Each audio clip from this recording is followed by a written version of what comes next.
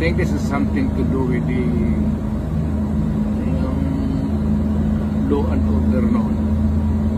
At sinasabi ko naman sa mga pulis at military na trabaho kayo at ako ang managot. So ito na nga, for all of the whatever happened in the past, ako na yung nag-front sa ating law enforcement at military. Sinabi ko na